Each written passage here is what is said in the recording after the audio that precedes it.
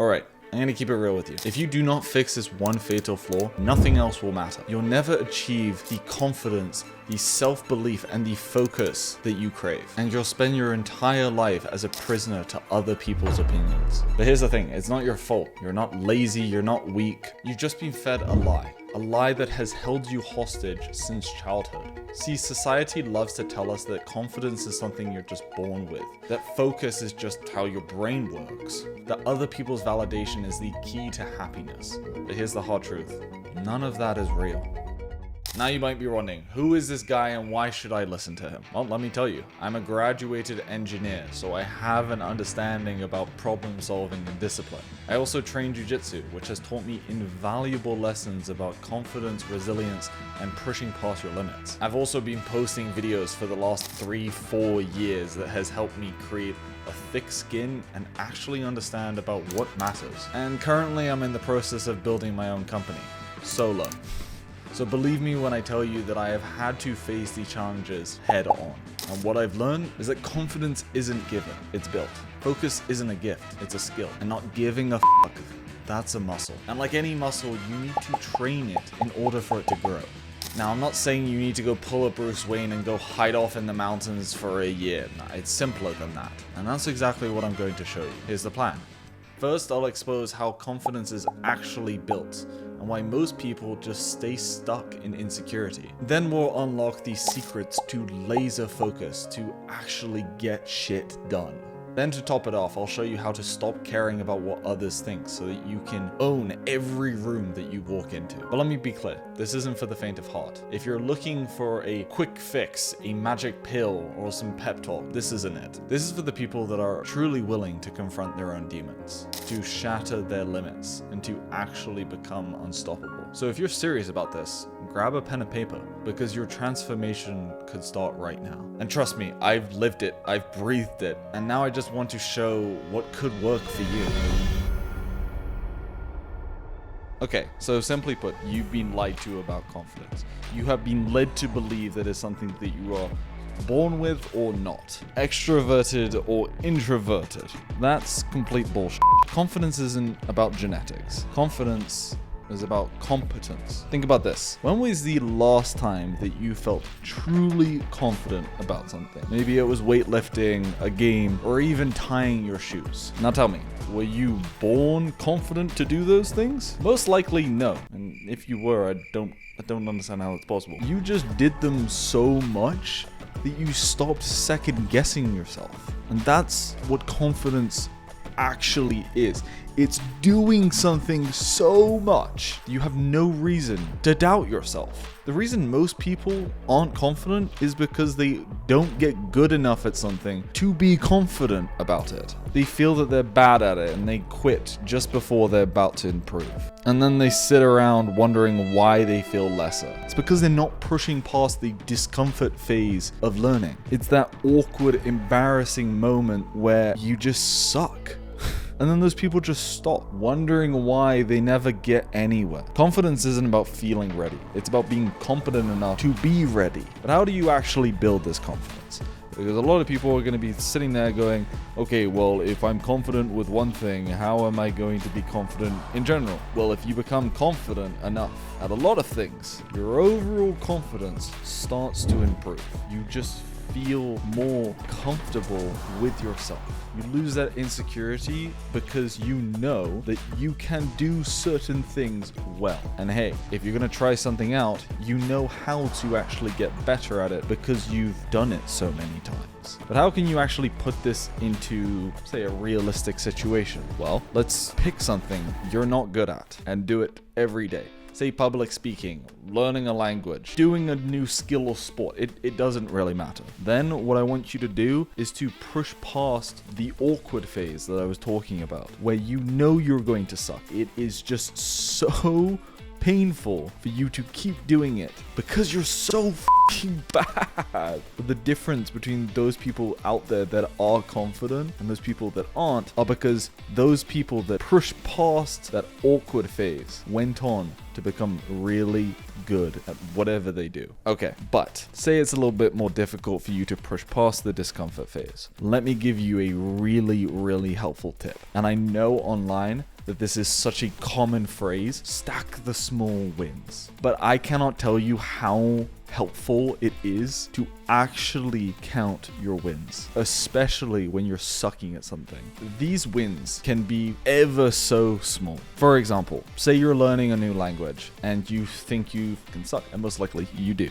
But you know more than your other friend. You can speak another sentence than he can. That's a win. You can speak a whole new sentence more than somebody else can. Or say you're learning a new topic. I don't know, something to do with thermodynamics, but you're sucking at it. Well, you know that topic more than somebody else. Hey, maybe explain something cool to them, and that will give you a little boost of dopamine because you feel confident enough on that small subsection of a topic to talk to somebody else about it. And if you can explain it well enough and they're intrigued, that's a win. I promise you that will feel so good that you can explain something that you didn't know before to somebody else. Next, what I want you to do is to get even more uncomfortable.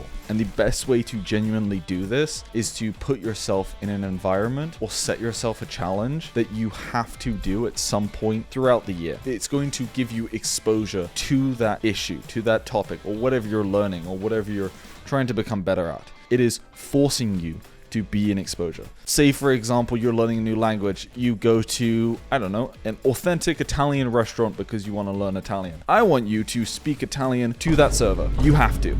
You're forcing yourself to do your best in an uncomfortable situation and do that several times. And I promise you, your Italian will be so much better. It's the same that goes with a sport. Say, for example, I'm doing jiu-jitsu. I'm going to be doing a tournament this year, a big tournament. Am I nervous about it? Yeah. But am I 100% going to do it? Yes. Because I want to put myself in a situation or know that I'm going to be in a situation later on that I need to prep for. Because if I don't prep for that, I don't become as confident as possible before that event, it's going to suck. And so I'm getting ready for that event to be sure that I do well. And over time, if you can do these events or do these challenges and put yourself in uncomfortable situations, I promise you, your confidence will be through the roof. I have done this for the last 5 years, putting myself every single time, making a video, doing an event, doing something that challenges me, and my confidence is significantly higher in everything that I do. Focus. Everyone is being led to believe, especially in this day and age, that not being focused is because of distractions. It's half and half true. It's not really true, but it's kind of true. The reason why is that you're being trained to be weak. That's the reason. Right now, your brain is addicted and has been for the last 10 years since internet has come out, or since the internet's been really popularly used. Reading tweets, reading Facebook posts, watching YouTube videos, now watching TikTok and Instagram reels. Your dopamine is getting smaller, the bursts are getting smaller and smaller and smaller, to the point that literally if something doesn't get your attention for 2 seconds, I can tell you, because my videos on Instagram don't do well if the person doesn't watch longer than 2 seconds. Is that not crazy? People out there have a dopamine problem, and the more you feed it, the worse it gets. Now, say you're being thrown into the deep end. You have to do a long study session or a work session or a gym session. How are you going to do that? It's going to be tough because your brain has been forced to only interact with short content. We have come to the point in the day and age where most people think they have ADHD. Newsflash, you probably don't. Most people don't have ADHD. It's actually a small percentage of it. Let me literally look this up right now. 2 to 5% of adults worldwide have ADHD. You're most likely not the person out there. And the problem is if you do not fix this dopamine issue, it's just going to get worse. You're going to find it harder to have conversations with people, harder to even focus on your own thoughts, difficult to even enjoy real life experiences without the need of your phone. The good news is it is possible to rewire your brain. It is. It is easier than you think it is. The problem is that most people go from watching 3 hours of TikTok a day to monk mode. No distractions, nothing. Come on, that's like going from benching 135 and saying I'm going to bench 300 tomorrow. Is that realistic? Probably not. And then you beat yourself up when you fail a week later. If you want to do it, and you want to do it the best way possible, pick one of the 3 social medias. I really think that YouTube is the best here. If I were to do this, get rid of TikTok, get rid of Instagram, only use YouTube. That is the only form of social media I'm going to use. Having 3 of them is fucking insane. And constantly going between Instagram Reels to TikTok to YouTube Shorts. What are we doing here? Then, if you do go on YouTube or you do go on TikTok, I would really prefer you go on YouTube. Let's just say you're just going to use YouTube. Watch 1 video, max 2. If you're going to go on YouTube Shorts, watch for 5-10 minutes. Because if you don't stop and you don't count how much you're doing it, 9 out of 10 times is you're probably just going to keep going. The other important thing to note is that another lie that you've been told, multitasking is not real. I don't know where this concept came from, but multitasking is very, very unrealistic. I forget where the study is. I hope I can try and pull it up, but you can literally scientifically only focus on 2 or 3 things at most. And if you're of the subsection, the small group that can focus on 4 things, you are a genius, or it's extremely rare. So if you are watching a video or watching a TV show while studying or doing something else, you're not going to be focused. It's not possible for you to be focused because multitasking is simply just a lie. The other actionable step that I would take if you wanted to really work on getting that laser focus is having every week a dopamine detox. And I know that this phrase is overly used on social media, but these kind of detoxes where you aren't watching YouTube, aren't watching TV, just nothing. And I know how hard that those things can be, and I am being honest that these times can be really difficult to just not do anything else that's going to distract you. But having days where you're just sitting, reading when you are tired, working out, doing some work, just not having quick distractions, those days will allow you for the rest of the week to be more present and more active and more focused. But I know this is a process. It is extremely difficult for you to just go from overloaded brain to nothing. It takes a long time to get over and remove habits that are destroying your focus. But if you can just tweak it so that you are putting in habits that help you remove distractions and at least reduce the amount of exposure that you're having to it, it will dramatically help you over the long term. Because if you can fix your focus, you can fix your ability to get shit done. That's the reality of it. If you are more focused than everybody else, you will get so further ahead than everyone else in the world.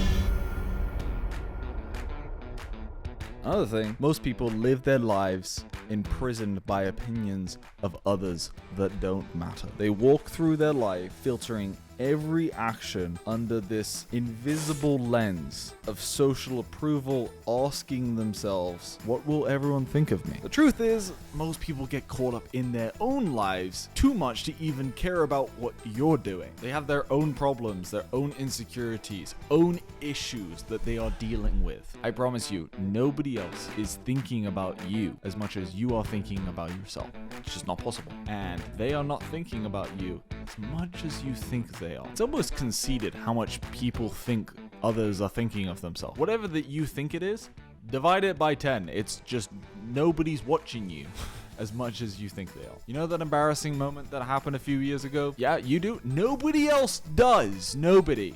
People are self-absorbed. Remember that. And it is extremely freeing of everything around you. But yet people are trapped constantly because of what others might think of them if they did something. They restrict their ability to experience because somebody else might see you look stupid or look bad. At the end of the day, you're the one that lives with the consequences of your choices, not them. So make the decision based on what you think is right or wrong, not what some other person thinks. Because we are so afraid of being judged that we stay on this narrow path of what we think we should do. We wear what other people are wearing.